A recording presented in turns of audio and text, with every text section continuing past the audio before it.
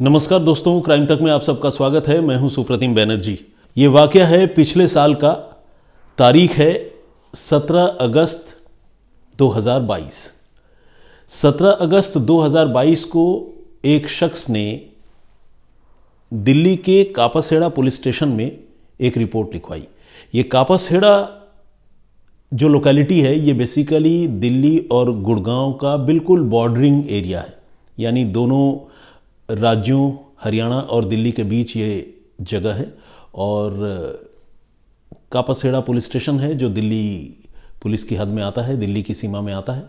और इसी police station में एक रिपोर्ट लिखवाई जाती है 17 अगस्त 2022 को, जिसमें एक शख्स जो है अपने जानकार, अपने मित्र रामभजन के गायब होने की शिकायत लिखवाता है।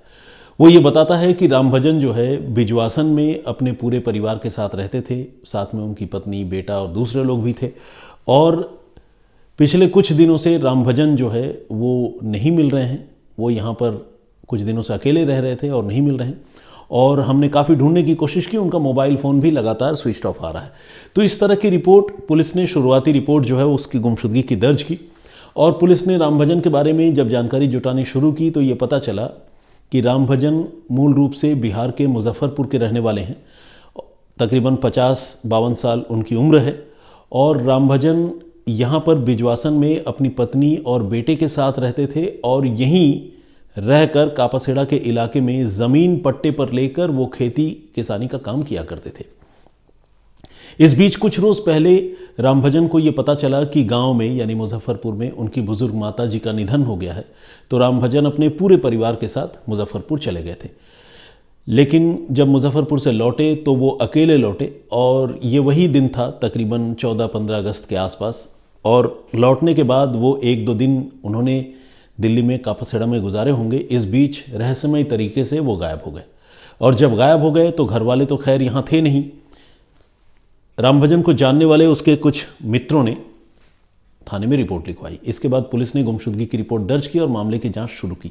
तब तक रामभजन के बेटे रंजीत को भी इसके बारे में जानकारी मिली। रंजीत भी अपने पिता से मुजफ्फरपुर से बात करने की लगातार कोशिश कर रहा था, लेकिन उससे बात नहीं हो पा रही थी।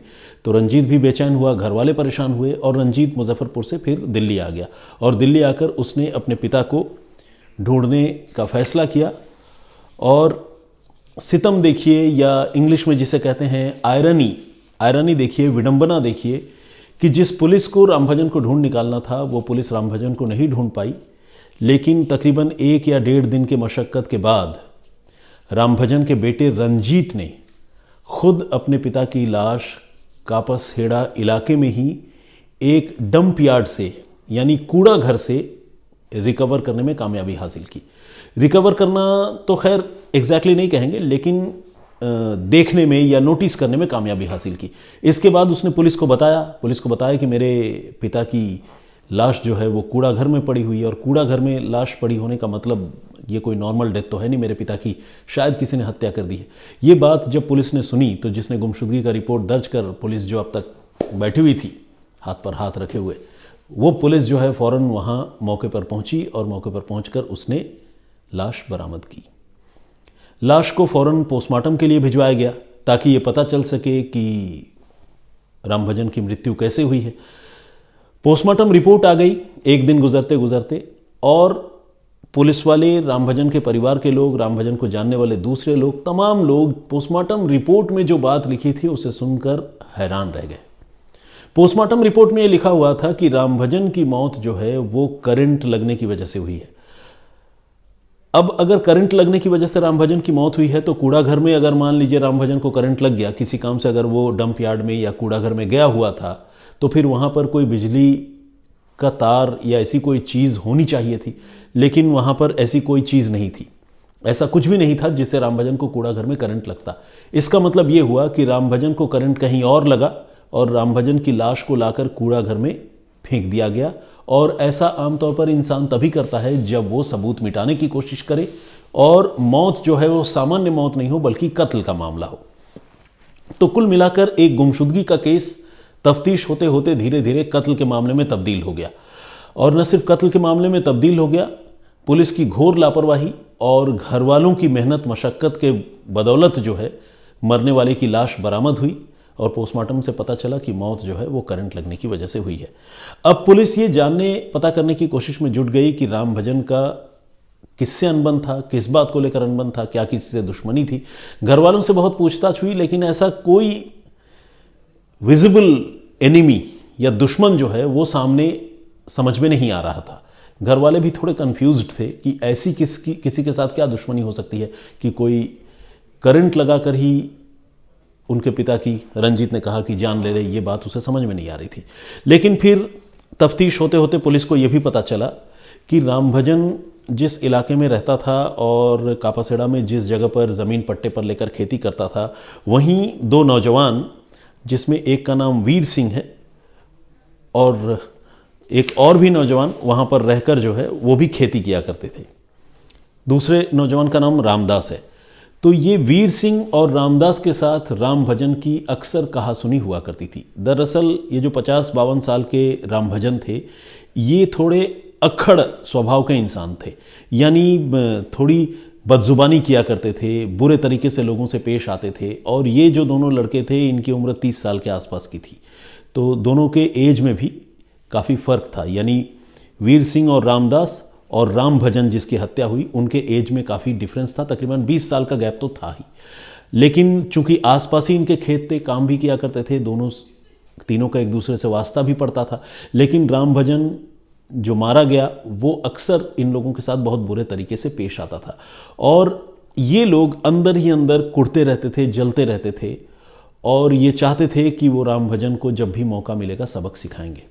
और इनको ये मौका तब मिला जब राम भजन अपने परिवार को मुजफ्फरपुर बिहार में छोड़कर यहाँ अकेले कुछ दिनों के लिए रहने के लिए चले आए थे।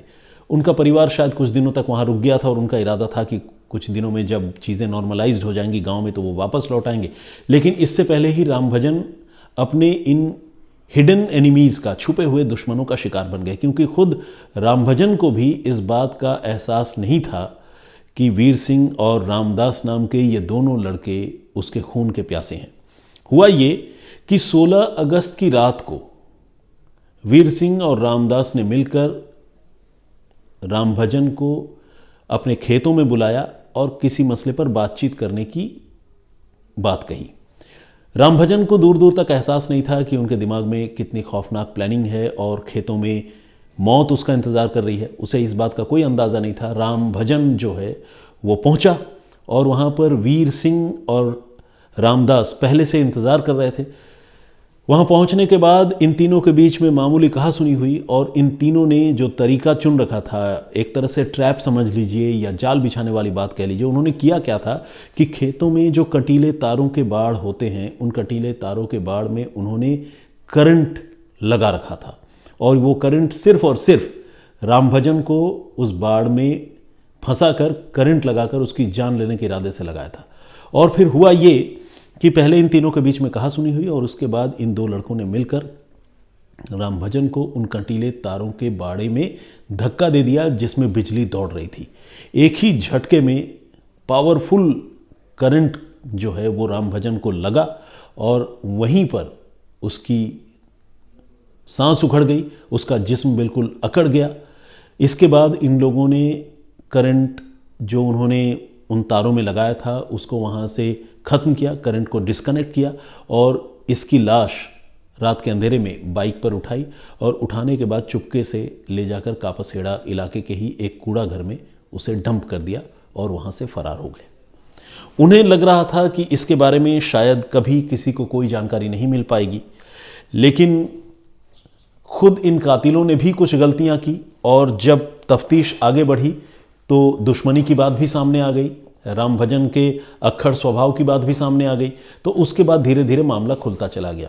कातिलों ने एक चूक कहूँगा, गलती कहना शायद ठीक नहीं होगा, चूक ये की कि जब ये रंजीत राम भजन का बेटा दिल्ली पहुंचा और दिल्ली आने के बाद जब वो अपने पिता को बदहवासी के आलम में इधर उधर ढूंढ रहा था, बहुत परेशान था, तो ये जो दोनों लोग थे वीर सिंह और रामदास, इनमें से वीर सिंह ने, पता नहीं उसके दिमाग में ऐसी कौन सी बात आई, क्या सोचकर उसने ये बात कही, उसने रंजीत सिंह से कहा कि देख लो कहीं तुम्हारे बाप की लाश जो है वो किसी कूड़ा घर में ना पड़ा हुआ हो।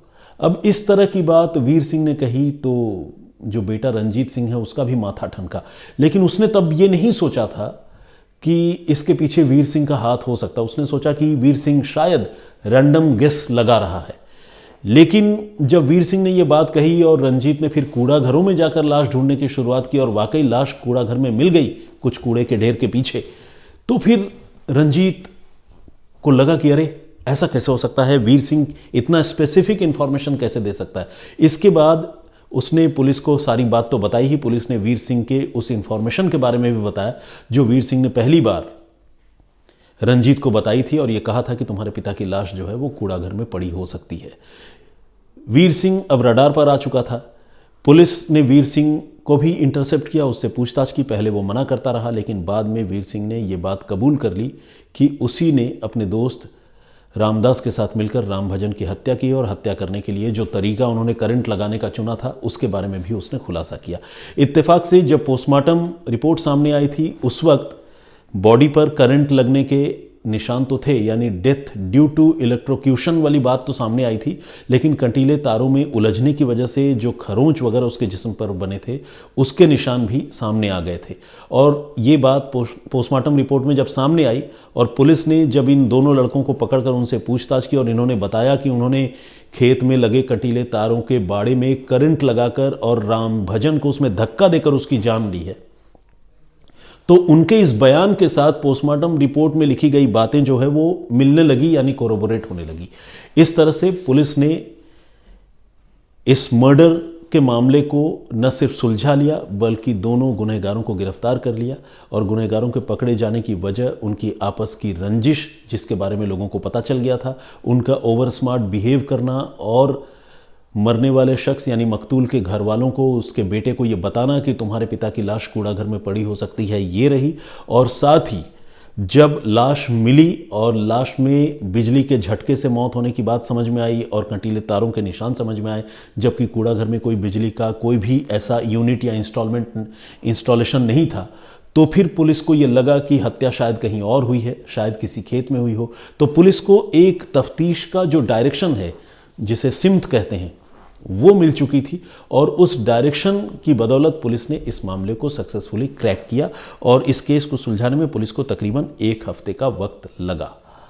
तो ये थी एक कहानी। ये कहानी इस मायने में बड़ी अजीब थी कि पहले तो कातिलों ने जान ली और जान लेने के बाद कातिलों ने खुद ही लाश जहां निपटाई थी उसका पता लोगों को बता दिया। एक तो ये बात अजीब थी और दूसरी बात, कत्ल का जो तरीका है वो अपने आप में बहुत अजीब था। बिजली का झटका लगाकर किसी का कत्ल करना आमतौर पर सुनाई नहीं देता है, तो साजिश उस लिहाज से देखी जाए तो इन्होंने बड़ी शातिराना रची थी। शायद इनका इरादा यह भी रहा हो कि बिजली के झटके से जब मौत हो जाएगी तो लोग इसे एक्सीडेंट मानेंगे और शायद इस मामले की उस तरीके से तफ्तीश नहीं होगी। लेकिन अगर लाश वहीं मौके पर पड़ी हुई होती जहां पर खेत में उसकी हत्या की गई थी, तब तो शायद कुछ देर के लिए लोग इस मामले को एक्सीडेंट मान भी लेते। लेकिन कत्ल कहीं और हुआ, झटका कहीं और लगा और लाश ले जाकर फेंकी कई किलोमीटर दूर कूड़ा घर में, तो फिर वहां पर तो शक की गुंजाइश पैदा हो गई और इसी शक ने कत्ल के इस मामले का खुलासा करवा दिया। तो ये कहानी यहीं तक। लेकिन आज जो हमारी परिपाटी है, उस परिपाटी के मुताबिक मैं आप लोगों के नाम और कमेंट्स नहीं पढ़ पाऊंगा। उसकी वजह यह है कि चूंकि ये स्टोरी प्री रिकॉर्डेड है, तो ऐसी कोई स्टोरी अभी है नहीं जिस पर आप लोगों ने कमेंट किया हो, तो इसीलिए मैं ना तो आज कमेंट आपका पढ़ रहा हूं और नहीं नाम पढ़ रहा हूं। लेकिन आपसे इतनी गुजारिश मैं ज़रूर करूंगा कि आप इस स्टोरी पर भी हमेशा की तरह अपना कमेंट ज़रूर करें, क्योंकि मैं बेशक आप सारे लोगों का नाम एट वन गो पढ़ पाऊँ या न पढ़ पाऊँ, लेकिन मैं ये भरोसा दिलाता हूँ और आप लोगों को रिपीटेडली ये बात बताना चाहता हूँ कि मैं आप लोगों के सारे कमेंट्स बहुत गौर से पढ़ता हूँ और विदाउट फेल पढ़ता हूँ। कहीं भी रहूँ, आप लोग जो कमेंट बॉक्स में लिखते हैं उन सारे कमेंट्स को मैं पढ़ता हूँ। उसमें से बहुत सारी बातों को अमल में लाने की भी कोशिश करता हूँ जिसे आप समझ पाते होंगे मेरे रेसिप्रोकेट करने के तौर तरीके से। तो आज के लिए फ़िलहाल इतना ही। मैं फिर हाजिर होऊंगा किसी और कहानी, किसी और वाक़े के साथ। तब तक अपना बहुत ख्याल रखिएगा, सुरक्षित रहिएगा और मुझे इजाज़त दीजिएगा। जय हिंद, जय भारत।